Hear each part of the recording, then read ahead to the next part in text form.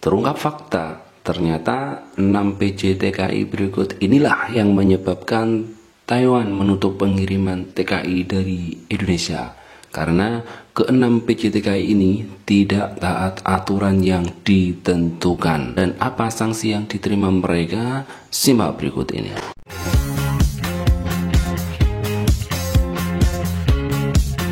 Kementerian Tenaga Kerja menemukan 6 perusahaan penyalur tenaga kerja Indonesia TKI ke Taiwan tidak mematuhi protokol kesehatan. Akibatnya, sebanyak total 85 TKI dinyatakan positif COVID-19 ketika tiba di Taiwan. Padahal sebelum berangkat mereka dinyatakan negatif COVID-19. Direktur Penempatan dan Perlindungan Tenaga Kerja Luar Negeri Kementerian Tenaga Kerjaan Eva Trisiana mengatakan perusahaan hanya meminta kepada calon TKI untuk melakukan rapid test. Hal itu jelas bertentangan dengan keputusan Menteri Ketenagakerjaan nomor 294 tahun 2020 yang meminta semua calon TKI menjalani tes usap. Hasil rapid test antibodi terbukti kerap menunjukkan false negatif atau laporan negatif palsu. P3MI Perusahaan Penempatan Tenaga Kerja Indonesia juga tidak memisahkan antara PMI yang sudah menjalani rapid test dengan yang belum.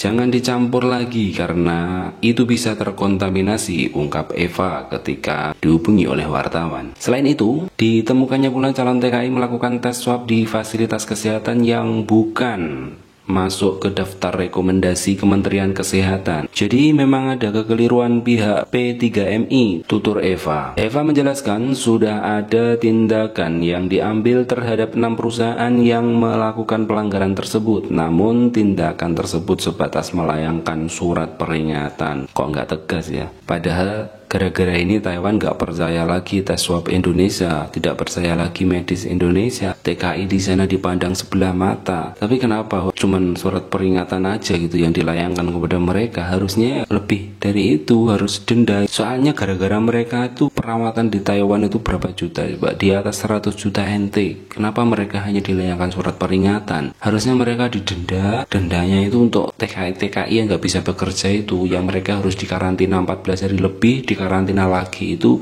mereka harus bayar itu. PJTK itu harus bayar kerugian para TKI itu harusnya dendanya. Tapi di sini pemerintah terlalu santai gitu ya. Kalau dalam 1 bulan mereka tidak memenuhi standar pengiriman TKI sesuai peraturan kementerian, maka kami akan menjatuhkan sanksi berikutnya yaitu skorsing yang paling lama berlaku 3 bulan. Nah ini jika dikasih surat dulu, ketika dia melanggar lagi di skorsing 3 bulan. Terlalu santai begitu. Karena banyak PJTKI yang nakal itu banyak itu. Kenapa cuman kurang tegas gitu? Bila sudah diperingatan tapi perusahaan penyalur itu juga tidak memenuhi ketentuan, maka Kemenaker akan mencabut izin perusahaan tersebut. Ketentuan termasuk dimaksud tes usap dilakukan di fasilitas kesehatan yang sudah ditunjuk oleh Kemenakes, dan ada pemisahan bagi TKI yang menjalani tes dan yang belum. Baru 3 kali nanti izinnya dicabut. Toh izinnya dicabut pun nanti dia bikin perusahaan dengan nama baru, alamatnya sama, penampungannya sama. Itulah di Indonesia. Kenapa sudah banyak seperti itu baru terungkap sekarang dan baru dilayangkan surat peringatan? Nanti kalau melanggar lagi baru 3 bulan skorsing,